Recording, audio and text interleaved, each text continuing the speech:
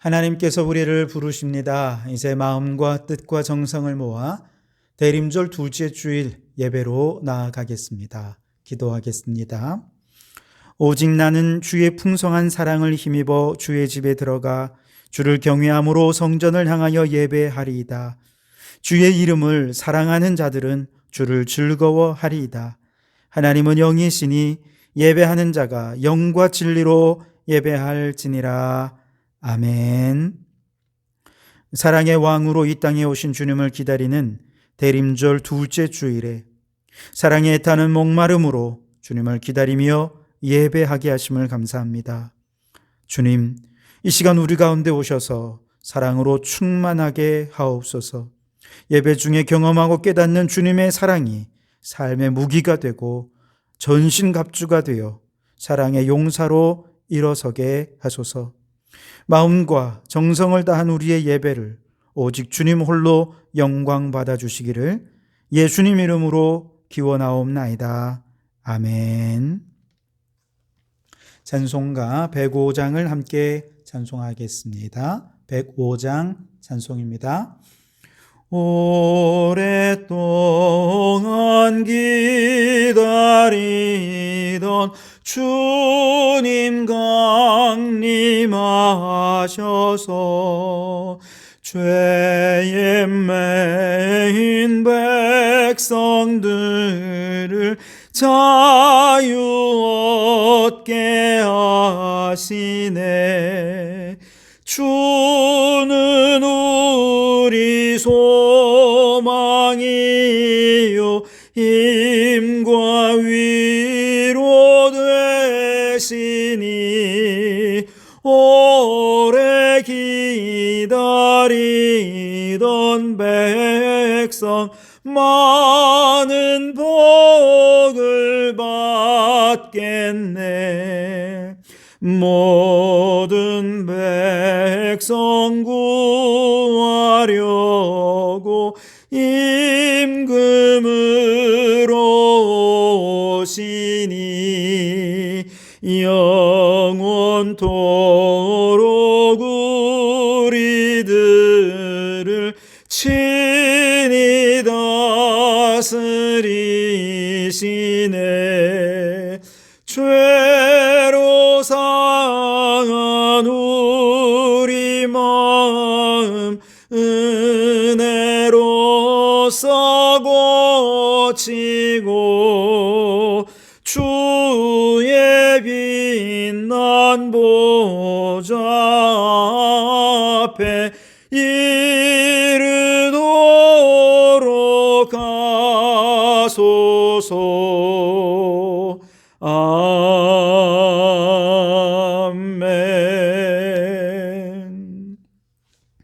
교동문 116번을 함께 교독하겠습니다. 교동문 116번 구주강림 두 번째를 함께 교독하겠습니다. 이새의 줄기에서 한 싹이 나며 그 뿌리에서 한 가지가 나서 결실할 것이요 그의 위에 여호와의 영 곧 지혜와 총명의 영이요 모략과 재능의 영이요 지식과 여호와를 경외하는 영이 강림하시리니 그가 여호와를 경외함으로 즐거움을 삼을 것이며 그의 눈에 보이는 대로 심판하지 아니하며 그의 귀에 들리는 대로 판단하지 아니하며 공의로 가난한 자를 심판하며 정직으로 세상에 겸손한 자를 판단할 것이며 그의 입에 막대기로 세상을 치며 그의 입술의 기운으로 악인을 죽일 것이며 공의로 그의 허리띠를 삼으며 성실로 그의 몸에 띠를 삼으리라. 그때의 이리가 어린 양과 함께 살며 표범이 어린 염소와 함께 누우며 송아지와 어린 사자와 살진 짐승이 함께 있어 어린아이에게 끌리며 암소와 곰이 함께 먹으며 그것들의 새끼가 함께 엎드리며 사자가 소처럼 풀을 먹을 것이며 젖 먹는 아이가 독사의 구멍에서 장난하며 젖된 어린아이가 독사의 굴에 손을 넣을 것이라. 내 거룩한 산 모든 곳에서 해됨도 없고 상함도 없을 것이니 이는 물이 바다를 덮은 같이 여호와를 아는 지식이 세상에 충만할 것임이니라. 그날에 이새의 뿌리에서 한 싹이 나서 만민의 기치로 설 것이요 열방이 그에게로 돌아오리니 그가 거한 곳이 영화로우리로다. 아멘. 지난 한 주간 우리의 죄를 고백하며 참회의 기도를 드리겠습니다. 공의로우신 하나님, 예배의 자리로 나온 죄인들이 먼저 우리 자신을 돌아보며 회개합니다. 저희는 하나님의 영광을 드러내기 위해 지음받은 존재이지만 하나님의 뜻을 거역하며 죄악 중에 살면서 하나님의 영광을 가리울 때가 많았음을 고백하오니 주여 용서하여 주시옵소서. 주님의 명령대로 세상의 빛과 소금으로 살아야 했건만 지난 한 주간 탐욕과 욕망을 버리지 못하고 영적 어두움 속에서 방황하며 살았던 저희들의 죄를 고백하오니 용서하여 주시옵소서. 주님 다시 오실 날이 가까웠음을 생각하며 살아야 했건만 오히려 지금 당장 눈앞에 보이는 세상의 욕망을 따라 살았던 이기적이고 탐욕적인 우리들의 죄악을 용서하여 주옵소서. 하나님 보실 때는 이 모든 삶이 영적으로 게으르고 나태한 죄인임을 고백하오니 주여 용서하여 주시옵소서. 우리의 알고 지은 죄, 모르고 지은 죄 이르기까지 주님의 보혈로 깨끗이 씻어 주시옵소서. 여기 우리를 용서하신 주님의 용서의 말씀이 있습니다. 여호와께서 그의 앞으로 지나시며 선포하시되 여호와라 여호와라 자비롭고 은혜롭고 노하기를 더디하고 인자와 진실이 많은 하나님이라. 인자를 1000대까지 베풀며 악과 과실과 죄를 용서하시리라. 아멘. 나는 전능하신 하나님 아버지 천지의 창조주를 믿습니다. 나는 그의 유일하신 아들 우리 주 예수 그리스도를 믿습니다. 그는 성령으로 잉태되어 동정녀 마리아에게서 나시고 본디오 빌라도에게 고난을 받아 십자가에 못 박혀 죽으시고 장사된 지 사흘 만에 죽은 자 가운데서 다시 살아나셨으며 하늘에 오르시어 전능하신 아버지 하나님 우편에 앉아 계시다가 거기로부터 살아있는 자와 죽은 자를 심판하러 오십니다. 나는 성령을 믿으며 거룩한 공교회와 성도의 교제와 죄를 용서받는 것과 몸의 부활과 영생을 믿습니다. 아멘. 찬송가 176장을 함께 찬송하시겠습니다. 176장 찬송입니다. 주 어느 때 다시 오실는지 아는 이가 없으니 등 밝히고 너는 깨어 있어 주를 반겨 맞으라. 주 안에서 우리 몸과 마음이 깨끗하게 되어서 주 예수님 다시 오실 때에 모두 기쁨으로 맞으라. 주 오늘에 다시 오신다면 부끄러움 없을까? 잘하였다 주님 칭찬하며 우리 맞아 주실까? 주 안에서 우리 몸과 마음이 깨끗하게 되어서 주 예수님 다시 오실 때에 모두 기쁨으로 맞으리. 주 예수님 맡겨주실 일에 모두 충성 다했나. 내 맘속에 확신 넘칠 때에 영원한 식 얻겠네. 주 안에서 우리 몸과 마음이 깨끗하게 되어서 주 예수님 다시 오실 때에 모두 기쁨으로 맞으리. 주 예수님 언제 오실는지 한밤에나 낮에나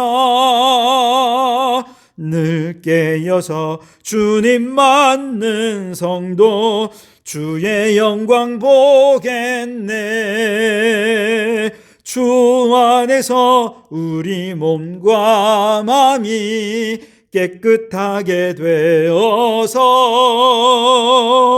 주 예수님 다시 오실 때에 모두 기쁨으로 맞으라. 아멘. 이 시간 공동기도문으로 함께 통성으로 기도하며 나가겠습니다. 함께 주님 부르짖어 기도합니다. 주여, 대한민국을 위하여 기도합니다. 주님, 코로나 확진자와 중증 환자가 줄어들게 하시어 위드 코로나를 정착시키고 코로나를 넘어 새로운 삶을 향해 나아가게 하소서. 기후위기 극복을 위해 선진국과 후진국 사이에서 중재자의 리더십을 잘 발휘하게 하시며 기후위기 대응의 모범국가가 되게 하소서. 한국교회를 위하여 기도합니다. 주님, 코로나로 위축되어 있는 각 교회의 예배와 사역이 속히 정상화되어 잠자고 있는 수많은 영혼들을 흔들어 깨우는 한국교회가 되게 하소서. 코로나와 기후위기의 전지구적 위기 앞에서 대림절을 맞이합니다. 한국교회가 인간의 탐욕과 욕망을 회개하고 다시 오실 주님만이 위기 극복의 희망임을 선포하며 간절히 주님을 기다리는 절기가 되게 하소서. 성도교회를 위하여 기도합니다. 주여, 이제 회복하게 하소서. 모든 신앙생활이 온전히 회복될 뿐 아니라 삶의 예배와 가정 예배가 강화되어 코로나 이전보다 더욱 성도들의 신앙이 성장하게 하소서. 예수 보혈의 적색은총으로 구원받은 우리 교회가 탄식하는 회색의 지구를 녹색은총의 축복의 땅으로 변화시키는 일에 힘쓰게 하소서. 성도들을 위하여 기도합니다. 주님, 성도들의 가정이 화목하고 사업에 복을 주시며 자녀들의 앞날에 복을 주시고 코로나 바이러스와 각종 질병과 위험으로부터 성도들을 지켜 보호하여 주소서. 교회를 사랑하고 이웃을 사랑하며 자연을 사랑하는 신앙으로 성숙하되 종말론적 신앙으로 사랑을 실천하게 하소서. 예배를 위하여 기도합니다. 이 시간 예배를 통해 내게 들려주시는 주님의 음성을 듣게 하시고 주님의 마음을 알게 하시고 회개할 것은 회개하고 결단할 것은 결단하여 주님 안에서 새롭게 변화되는 예배가 되게 하소서. 이 예배를 통해 하나님만 영광을 받아 주시옵소서. 이제 다 아뢰지 못한 기도를 주님께서 가르쳐 주신 기도로 기도하오니 하늘에 계신 우리 아버지의 이름을 거룩하게 하시며 아버지의 나라가 오게 하시며 아버지의 뜻이 하늘에서와 같이 땅에서도 이루어지게 하소서.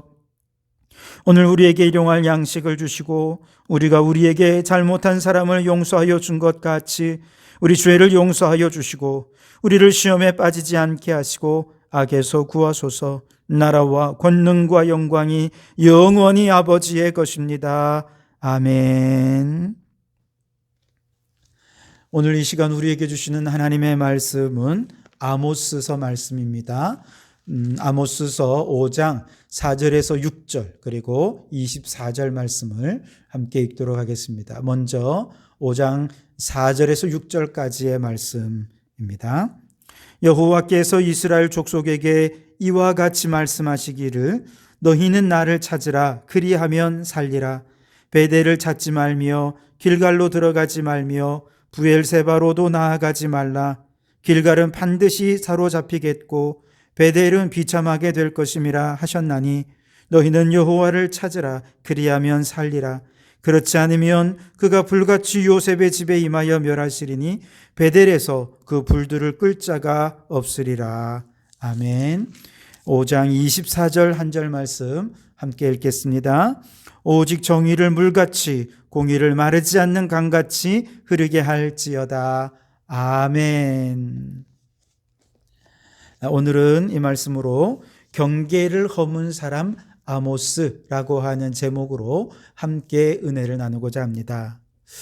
최근에 MZ세대라고 불리우는 20대, 30대 젊은이들 사이에서 가장 이슈가 되고 있는 것들 중에 하나는 바로 메타버스라고 하는 것입니다. 가상현실, 증강현실, 혼합현실을 모두 통칭해서 메타버스라 이렇게 부르는데요. 초월하다라고 하는 뜻을 가진 메타라는 말과 세계, 유니버스라고 하는 이 세계를 뜻하는 유니버스라는 이 단어가 서로 합성해서 메타버스라고 얘기합니다. 우리말로 하면 초월적 세계 이렇게 번역해야 할까요? 아마도 그 가상의 세계 가운데서 지금까지 경험해 보지 못했던 초월적인 세계를 경험할 수 있을 거다 하는 의미가 아닐까 싶습니다. 이미 젊은이들은 게임이나 또 여러 경로를 통해서 메타버스를 경험하고 활용하고 있지만 사실 저만 해도 이 낯선 것이긴 합니다.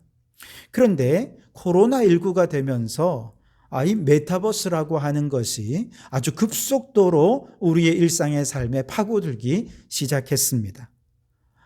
예를 들면 예전에는 옷 한 벌을 사려고 해도 백화점에 가서 옷을 몇 번 입어보고 발품을 팔고서야 비로소 마음에 드는 옷을 고를 수가 있었죠. 또 기존에는 온라인 상품이라고 해도 그저 눈으로 보고 이게 나한테 정말 맞을지 알 수 없어서 구매한 다음에 반품도 하고 이런 불편함이 있었잖아요. 그런데 메타버스 안에 들어가면 내 아바타가 있어서 나에게 직접 옷을 딱 여러 가지 그 브랜드의 옷을 실제로 입어보고 그리고 내게 입어본 이후에 얼마나 어떤 모습인지를 내가 눈으로 보고 확인한 다음에 마치 가게에 가서 내가 입어보는 것처럼 가상의 세계에서 그렇게 입어보고 맞는 옷을 사게 되는 것이지요. 옛날에는 미술 작품을 감상하려면 미술관으로 가야 했죠. 그런데 메타버스 안에는 미술 작품을 직접 감상합니다. 게다가 그냥 보는 것뿐만 아니라 그 미술 작품 속으로 들어가서 가상의 공간 안에서 미술 작품을 직접 경험할 수 있도록 해준다는 것이죠. 아주 입체적인 감상이 가능해지게 되었다는 것이죠. 이러한 메타버스의 가장 큰 특징이라고 하면 가상과 현실의 경계를 허물어뜨렸다라고 하는 것입니다.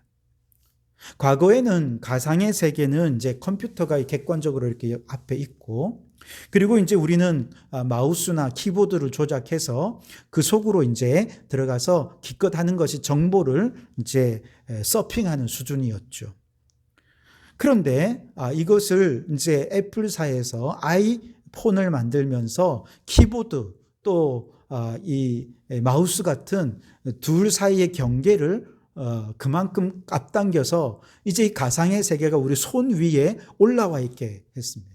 손 안에 들어온 것이죠. 그냥 손가락 하나로 그 가상의 세계를 왔다 갔다 할 수 있었습니다. 그런데 메타버스는요, 이제 더 나아가서 내가 그 세계 속으로 들어가는 것입니다. 완전히 가상과 현실의 경계가 허물어지고 현실 속에서 가상을 체험하고 가상의 현실이 곧 우리의 현실이 되는 아주 놀라운 체험을 하게 만드는 것이죠. 그리고 미래 사회에서는 이렇게 가상과 현실의 벽을 점점 완전히 허물어서 현실과 가상을 자유자재로 오고 가면서 사람들과 소통하고 자신의 가치를 널리 알리는 그곳에서 새로운 직업이 만들어지고 기업들이 여기에 몰려오고 새로운 부가 창출될 거라는 것이죠.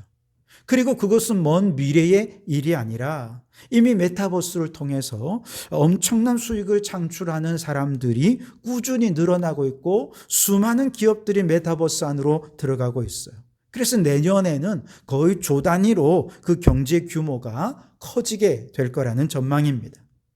한마디로 미래 사회를 이끌어가는 리더는 누구냐? 가상과 현실의 경계를 허물고 이 둘을 자유롭게 넘나들면서 사람들과 소통할 수 있는 사람이 미래 사회의 리더가 될 수 있을 거라 하는 것입니다. 자, 이것을 우리의 신앙으로 한번 좀 가져와 보겠습니다. 코로나19가 되면서 이 코로나19가 우리에게 준 특별한 선물 중에 하나는 신앙의 알곡과 쭉정이를 구분할 수 있게 해주었다는 것입니다. 자, 코로나 이전에는 교회와 일상의 삶에 높은 벽이 있었습니다.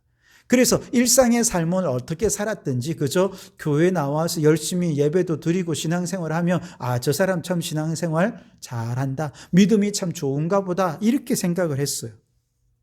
그런데 코로나가 닥치고 보니 일상과 이 교회의 이 경계선이 무너져 버렸습니다. 그러다 보니 교회 안에서는 거룩하고 또 믿음 좋아 보였고 일상의 삶에서는 무기력했던 사람들이 이제 이 경계가 무너지니까 일상의 삶 속에서 무기력해져 버리고 만 것이죠. 신앙이 침체되어 버립니다. 이렇게 경계가 무너진 세상 속에서 자꾸 경계를 높이려고 하고 또 이 세상의 삶 속에서 신앙이 무기력해진 성도들을 쭉정이 성도라 얘기할 수 있겠죠. 그런데 그 코로나의 와중에도 어떤 성도들은요, 이 코로나, 이 일상과 교회의 삶의 경계를 허물면서 일상의 삶의 현장에서 주님과 교제하면서 그리스도인으로 살기 위해 애쓰는 성도들이 있다는 것이죠. 알곡인 것입니다. 코로나 이전보다 더 기도하지 않으면 일상의 삶에서 믿음을 지킬 수 없구나 하는 것을 몸소 체험을 하고 더 하나님께 집에서도 기도하고 직장에서도 말씀 보고 그렇게 하면서 더 주님과 가까워지더라는 것이죠. 교회가 세상에서 욕을 먹으면 욕을 먹을수록 더 직장에서나 또 삶 속에서 내가 더 그리스도인답게 살아야 되겠다 하고 더 무장을 하는 성도들이 있더라는 것입니다. 알곡 성도들이라는 것이죠. 그런데 이분들이 이제 코로나 방역이 좀 완화되어서 교회 나와 예배를 드리면서 너무 좋은 거예요. 야, 이것이 당연한 것이 아니었구나. 우리가 함께 이렇게 예배 드릴 수 있는 것이 은혜구나. 예배를 너무너무 사모하는 마음으로 감격적으로 예배를 드리고 예배 가운데 힘을 얻어서 일상의 삶의 현장 속에서 더 주님과 교제하면서 살아가더라는 것이죠. 알곡 성도입니다.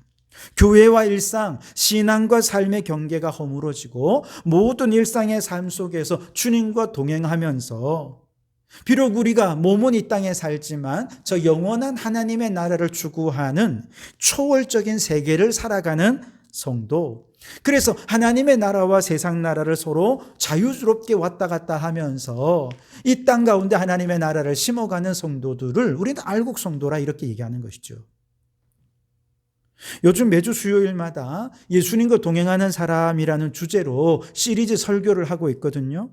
그 이유가 뭐냐? 교회와 일상의 경계를 이제 허물어야 한다는 지금 다급한 과제가 우리 성도들에게 있기 때문입니다. 그래서 여러분 수요 예배 동영상을 꼭 들어보시기 바랍니다. 우리가 얻은 구원이 어떻게 주님과 동행하는 삶으로 일상의 삶 속에서 연결될 수 있는지 우리가 깊이 이해하고 우리의 삶 속에서 그렇게 알곡 성도로 살아가실 수 있게 되길 바랍니다. 자, 오늘 제가 메타버스 얘기로 경계 허무는 얘기를 했습니다. 그 이유가 뭐냐면 우리가 읽은 이 아모스서의 저자인 아모스라고 하는 선지자가 경계를 허무는 사람이기 때문에 그렇습니다. 그는 어떤 경계를 허물었을까요? 우선 첫 번째는요, 이 아모스 선지자는 원래 남유다의 사람이었습니다. 그런데 하나님께서 저 북이스라엘에 가서 하나님 말씀을 전하라는 거예요. 우리로 치면 남한 사람이 북한에 가서 하나님의 말씀을 전한 것이지요. 그러니까 아모스 선지자는 남과 북의 경계를 허물어뜨린 것입니다. 또 하나 아모스 선지자는요, 선지 학교에서 단 한 번도 신앙훈련 또 신학훈련을 받아본 적이 없는 그저 평범한 목자였습니다. 양치는 사람이었습니다. 오늘날로 치면 단 한 번도 신학교에 가서 신학교육을 받지 않은 그냥 일반 평신도였다는 것이죠. 그런데 이 평신도가 하나님의 부르심을 받아 선지자로서 사명을 감당하는 것이죠. 아모스 선지자는 목회자와 평신도의 경계를 허문 사람이었습니다. 그래서 요즘 한국교회 가장 중요한 선교학에서 이슈는요, 평신도들을 어떻게 이 시대의 선교사로 세워갈 것이냐. 평신도 지도자, 평신도 선교사, 일꾼들을 세워가는 것. 이것이 한국교회 굉장히 중요한 이슈입니다. 그리고 가장 중요한 것은요. 그가 이제 아모스가 북이스라엘에 가서 선포했던 하나님 말씀, 이 메시지의 내용인데요. 그 메시지의 핵심적인 내용이 교회와 일상의 삶을 허물어 버려라 라고 하는 내용입니다. 무슨 말이냐? 이걸 이해하기 위해서 아모스 선지자가 활동했던 그 당시 역사적 상황을 좀 이해할 필요가 있는데요. 당시 북이스라엘은 13번째 왕이었던 여로보암 2세가 다스리던 때였습니다. 그때 북이스라엘은요, 정치, 경제, 군사 모든 면에서 아주 크게 번성했던 때였습니다. 영토적인 면에서 남과 북으로 분단된 이후에 북이스라엘에 여러 왕들이 있었지만 분단 이전에 솔로몬과 다윗 왕 때처럼 넓은 영토는 차지하지 못했었거든요. 근데 유일하게 여로보암 2세 때 그만큼의 넓은 영토를 확장했던 왕이 바로 이 여로보암 2세였습니다. 지리적인 여건을 잘 이용해서 그는 중개무역을 활발하게 진행을 했고, 그래서 북이스라엘이 역사상 가장 큰 부를 이루었던 그 시기가 바로 여로보암 2세 시기였습니다. 이처럼 여로보암 2세는 북이스라엘 역사상 다윗과 솔로몬 시대 이후에 명실상부하게 경제적 또 혹은 정치적 군사적 여러 가지 면에서 최전성기를 구가하던 때가 바로 여로보암 2세 시대였습니다. 자, 문제는 나라가 이렇게 부강해지면 어떤 문제가 생깁니까? 백성들이 타락하기 시작하는 것이죠. 우선 영적으로 우상 숭배가 심각해집니다. 그래서 하나님께 예배하던 성전에서 우상을 숭배하는 거예요. 하나님께 예배한다라고 하는 이 제사장들이나 종교 지도자들이 하나님을 사모하지 않고 돈을 더 사랑하고 사람들과 권력에 결탁해서 자신의 이익을 챙기는 자들이 되더라는 것이죠. 더 심각한 것은요, 나라가 잘 산다고 국민이 잘 사느냐? 그렇지 않아요. 이 나라가 이렇게 부강해지긴 했지만 몇몇 소수의 부자들만 잘 사는 거예요. 부익부 빈익빈 현상이 심각한 것이죠. 그 이유가 뭐냐? 경제적으로 불공정한 거래가 횡행했기 때문입니다. 사법적으로 불공정한 재판이 심각했던 때였습니다. 점점 나라가 기울어진 운동장이 되어버린 것이죠. 오늘날 우리가 사는 시대도 마찬가지 아닙니까? 국제구호단체 옥스팜이라고 하는 곳에 해마다 이제 부의 불평등 보고서를 내게 되는데요. 그 보고서에 의하면 전 세계 최상위 부자 8명이 전 세계 인구의 절반이 가진 재산보다 더 많은 재산을 가지고 있다는 거예요. 부자 상위 1%가 가진 그 부와 나머지 세계 인구 99%의 가진 부를 또 비교해 보았더니 상위 1%가 가진 재산이 나머지 전 세계 인구 99%가 가진 재산보다 더 많더라는 것입니다. 문제는 추이인데요. 해가 가면 갈수록 세계 인구 절반이 가진 재산은 점점 줄어들어요. 그런데 세계 최상위 부자들의 부는 점점 많아지더라는 것이죠. 그 이유도 조사해 보았는데 1위가 조세 회피였습니다. 이 부자들이요, 자신들이 가지고 있는 모든 권력과 지식과 힘을 총동원해서 세금을 안 내려고 온갖 법망을 합법적으로 피해가면서 부의 불균형이 점점 더 심해지더라는 것이죠. 합법이라는 이름으로 전 세계의 불의와 부조리가 사회적 양극화를 심각하게 만들어가고 있는 것이죠. 뿐만 아니라 오늘날 가장 심각한 기후위기도 불평등을 심화시키고 있습니다. 지난번 UN 기후변화 당사국 회의, 이제 COP26인데요. 이 회의가 영국 글래스고우에서 열렸을 때 남태평양의 섬 투발루라고 하는 섬에 외무장관 사이먼 코페 장관이 연설한 영상이 큰 화제가 되었었는데요. 그가 양복을 입고 연설했던 그 장소가 얼마 전까지 육지로 있던 곳이었다는 거예요. 그런데 온난화가 심해지고 또 해수면이 상승되면서 해마다 0.5cm씩 이게 해수면이 상승되고 차올라서 지금은 육지였던 곳이 다 바다가 되어버린 그곳에서 그가 연설을 하는데, 투발루의 전 국민이 이제 이주해야 할 위기에 처해 있다. 사실 투발루는 탄소 배출을 거의 하지 않는 나라인데 서구 선진국들이 지금까지 엄청나게 탄소를 배출해서 기후온난화를 이루었고, 이 기후온난화 때문에 지금 우리나라가 없어질 위기에 처해졌다. 그러니 선진국 책임져라. 그러면서 이제 영상을 올린 것이었습니다. 여러분, 우리나라가 이렇게 선진국이 되고 무역의 세계 10대 강국 안에 들었다고 여러분 좋아하고 있지만 좋아할 문제만은 아닙니다. 왜냐? 우리나라가 저 투발루라고 하는 나라가 물에 잠기는 일에 책임이 없다고 말할 수가 없기 때문에 그렇죠. 기후위기는 지금 심각한 기후 불평등을 낳고 있습니다.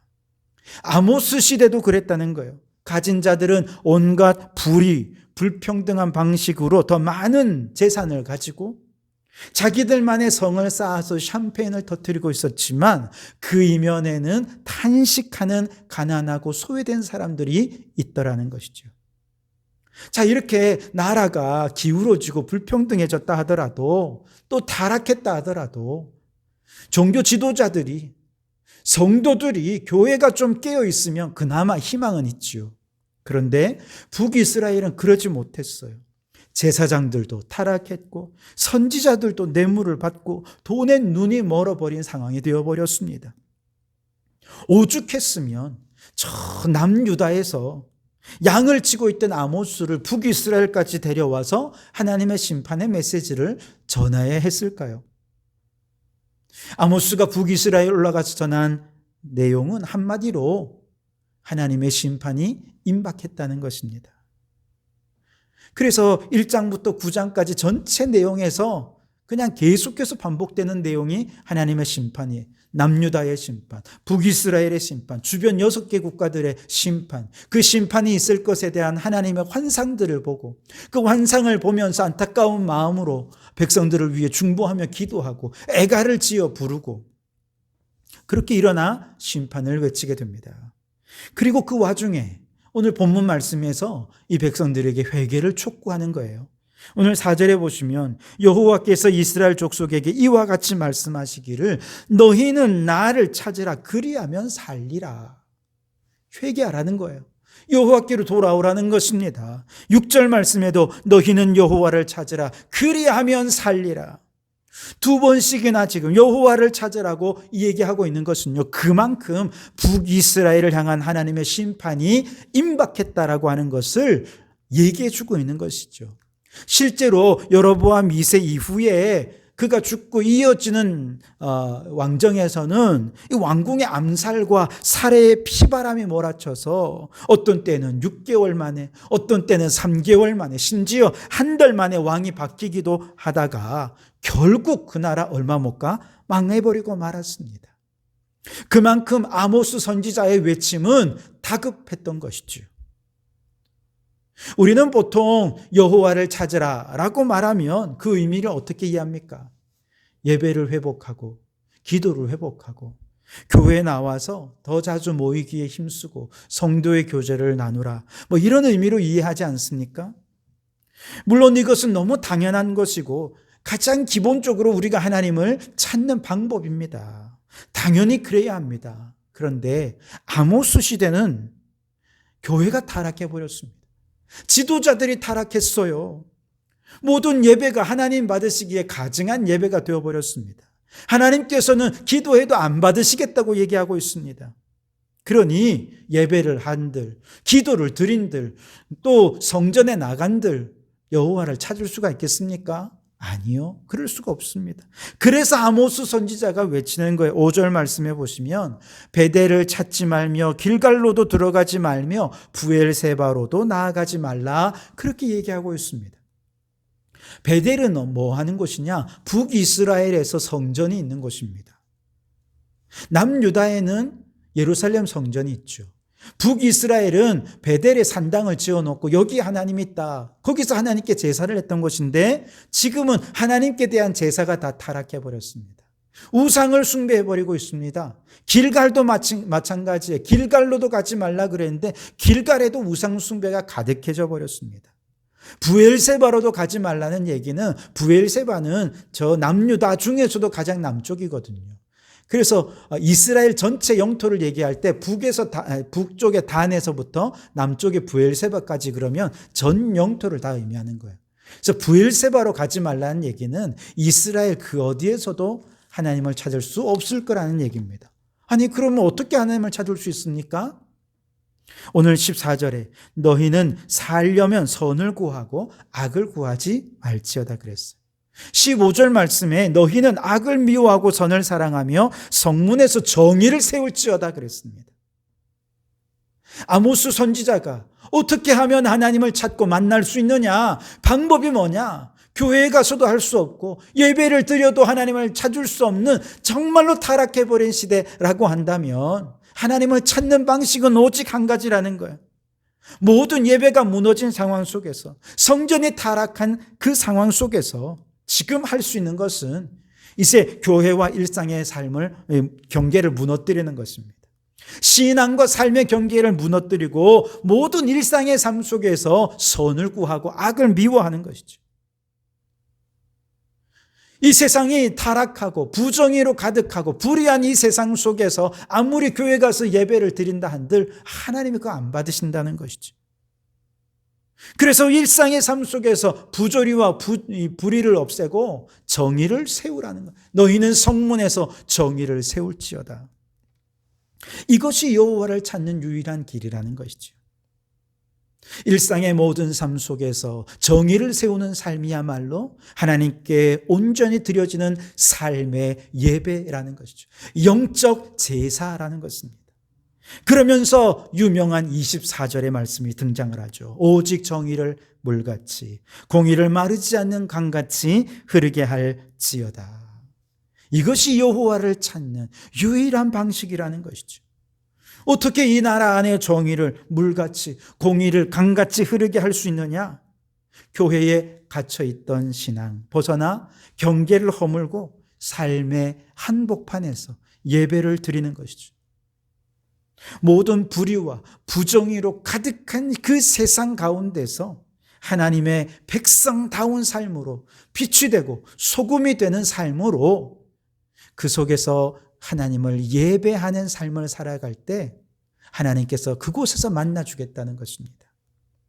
감사한 것은 오늘 이 시대의 교회는 이스라엘의 예루살렘 성전이나 저 베델 산당과는 차원이 다릅니다. 왜 그러냐? 성령 강림 사건 이후에 교회는 이제 그리스도께서 교회의 머리가 되어 주셨기 때문입니다. 교회는 주님의 손과 발이 되어서 주님의 명령에 순종하는 공동체가 되었습니다. 주님과 뗄려야 뗄 수 없는 관계가 되었습니다. 에베소서 1장 22절 23절에 보면 그를 즉 예수 그리스도를 만물 위의 교회의 머리로 삼으셨느니라. 교회는 그의 몸이니 만물 안에서 만물을 충만하게 하시는 이의 충만함이니라. 아멘.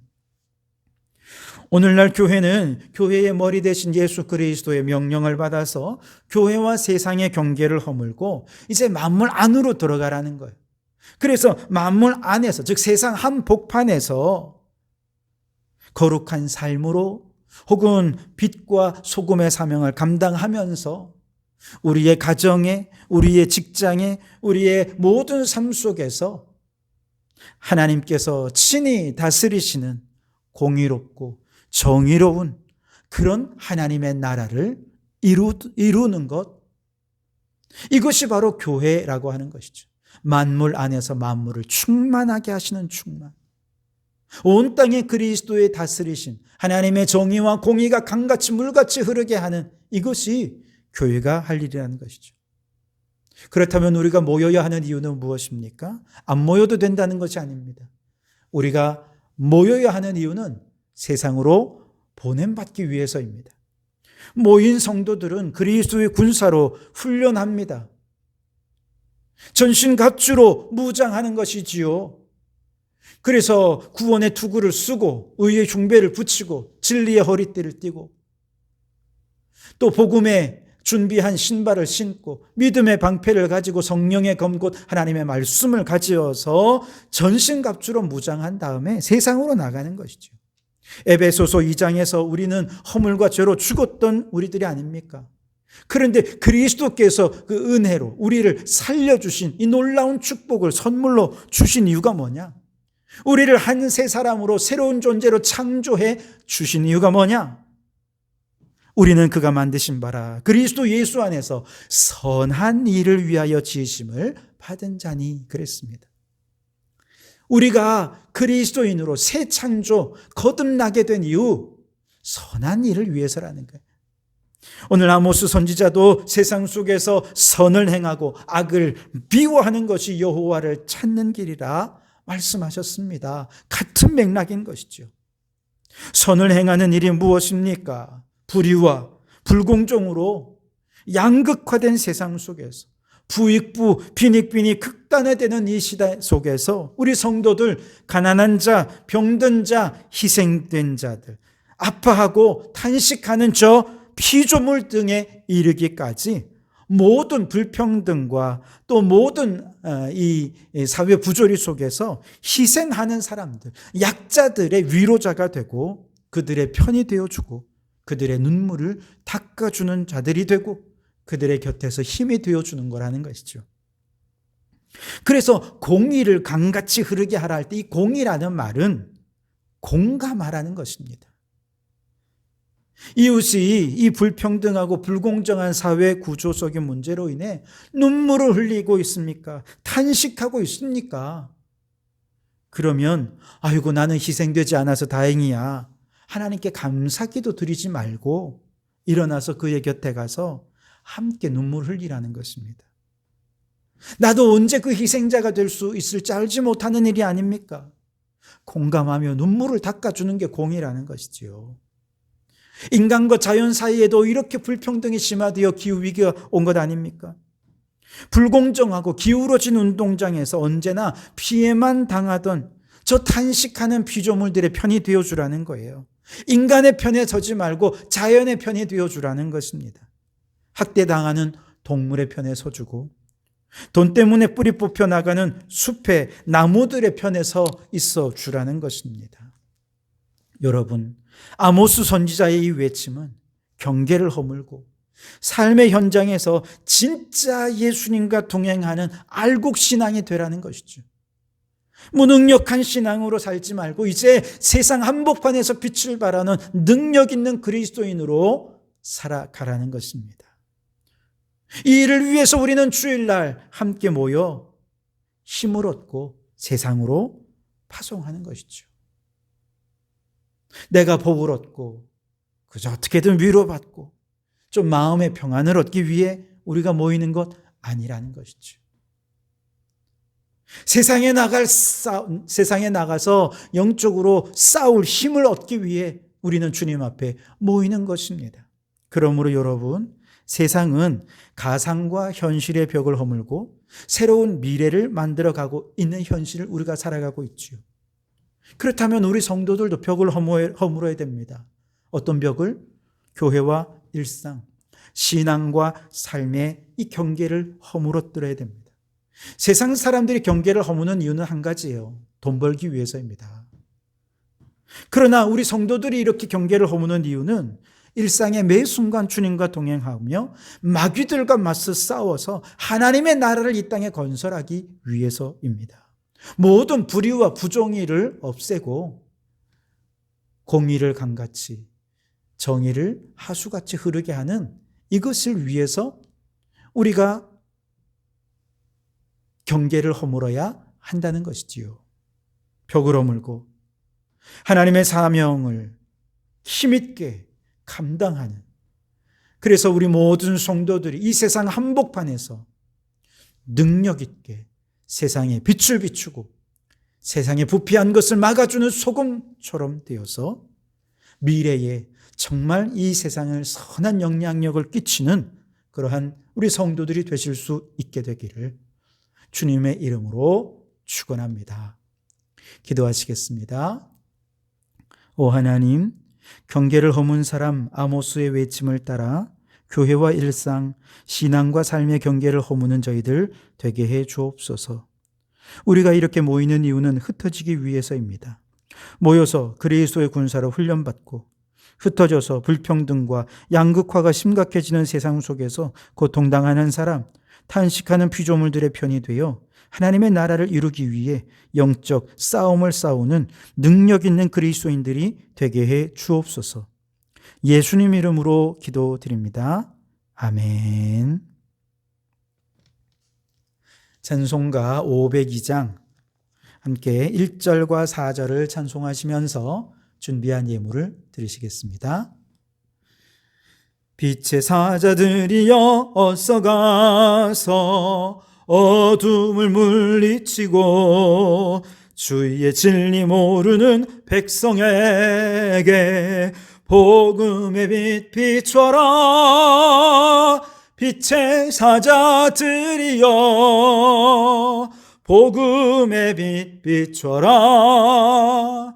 죄로 어두운 밤 밝게 비춰라. 빛의 사자들이여 동서남북 어디나 땅끝까지 주님만 의지하고 눈 어두워 못 보는 백성에게 복음의 빛 비춰라. 빛의 사자들이여 복음의 빛 비춰라. 죄로 어두운 밤 밝게 비춰라. 빛의 사자들이여. 기도하시겠습니다. 오 하나님, 기다림의 절기에 이 시간 주님의 은혜와 축복을 구하며 머리 조아린 성도들 머리 위에 이 시간 주님 두 손 들어 복을 내려주시기를 소원합니다. 주님, 우리는 부끄럽게도 세상에 묻은 때와 또 무겁게 진 짐을 가지고 오늘 주님 앞에 나와왔습니다. 그러나 나 같은 죄인도 무거운 짐을 가지고 주님 앞에 나오면 쉬게 해주시리라 말씀하신 대로 주님 바라옵나니 하늘의 쉼과 위로와 평안을 누리는 이 시간 되게 해 주옵소서. 삶에 지치고 생활의 어려움에 긴 한숨을 내쉬며 눈물 짓고 사는 성도들의 가정과 일터를 보살펴 주옵소서. 저 높은 곳을 향하여 험하고 높은 길을 향해 나아가는 성도들에게 필요한 은혜로 역사하시고 연약한 육신을 능력으로 치료하시고 회복시켜 주옵소서. 이 복된 자리에 함께 있지 못한 이들을 위하여 기도합니다.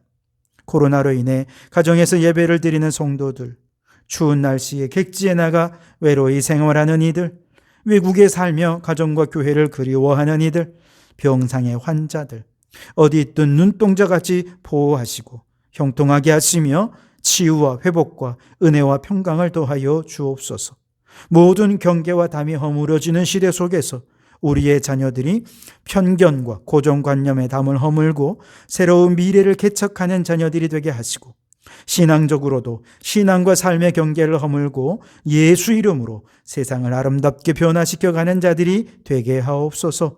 사업을 하는 성도들, 직장 생활하는 성도들 모두가 진실하게 하시고 불의한 일을 담하지 않고 불의한 유익을 기뻐하지 않으며 하늘의 복을 바라는 복된 성도들이 되게 해 주옵소서. 오늘도 빈손으로 나오지 않고 주님 앞에 예물을 드립니다. 이 물질을 얻기 위해 지난 한 주간도 세상에서 땀 흘려 일할 일터도 주시고 건강도 주신 은혜 감사합니다. 이 물질의 주인이 하나님이신 것을 알기에 모은 물질을 구별하여 하나님께 올려드립니다. 하나님 받아주시고 이 예물이 쓰여지는 곳마다 하나님이 꿈꾸시는 하나님의 나라가 이 땅 가운데 이루어지게 해 주시옵소서. 예수님 이름으로 기도하옵나이다. 아멘. 네, 몇 가지 광고를 드리겠습니다. 우리는 지금 대림절을 지나고 있습니다. 주님 다시 오실 그날을 기다리는 마라나타의 신앙으로 살아가실 수 있길 바랍니다. 12월의 중보기도는 교회 나오시는 분들은 짝기도로 함께 기도를 하겠습니다. 혹 나오지 못하시는 분들은 가정에서 11월 중보기도로 우리 성도들을 위해 함께 중보하며 기도해 주시기 바랍니다. 성탄 찬양제가 있습니다. 12월 25일 예배 때 찬양대를 드립니다. 기관, 부서, 또 우리 성도들의 가정에서 19일까지 신청서를 제출해 주시기 바랍니다. 또 세례교육이 있습니다. 12월 5일 오늘부터 이제 19일까지 세례교육을 하고 이제 25일 성탄 예배 때 세례식을 할 예정입니다. 해당되시는 분들 빠짐없이 참여해 주시기 바라고요. 12월에 있는 여러 일정들을 참조해 주시고 위해서 기도해 주시기를 부탁을 드리겠습니다. 우리 마라나타 함께 찬양하시면서 예배를 폐회하겠습니다. 찬양하겠습니다. 마라나타 주 예수여 어서 오시옵소서. 땅의 모든 끝 모든 족속 주를 찬송하게 하소서. 마라나타 주 예수여 어서 오시옵소서. 모든 열방이 주께 돌아와 춤추며 경배하게 하소서. 우리 주님 다시 오실 길을 만들자. 십자가를 들고 땅끝까지 우린 가리라. 우리 주님 하늘 영광 온 땅 덮을 때 우린 땅끝에서 주를 맞으리. 마라나타 마라나타 아멘. 주 예수여 오시옵소서. 마라나타 마라나타 아멘. 주 예수여 오시옵소서. 기도하시겠습니다. 이제는 우리 주 예수 그리스도의 은혜와 하나님 아버지의 극진하신 사랑하심과 성령님의 감동, 감화, 충만, 역사 교제하심이 신앙과 삶의 경계를 허물고 이 세상 속에 하나님의 나라를 건설하는 이 시대의 아모스처럼 능력 있는 그리스도인으로 살기로 다짐하고 결단하는 모든 성도들 머리머리 위에, 그 가정과 생업 위에, 우리에게 허락해 두시니 창원도성과 나라와 민족 위에 지금부터 영원토록 함께 하옵시기를 간절히 축원하옵나이다. 아멘.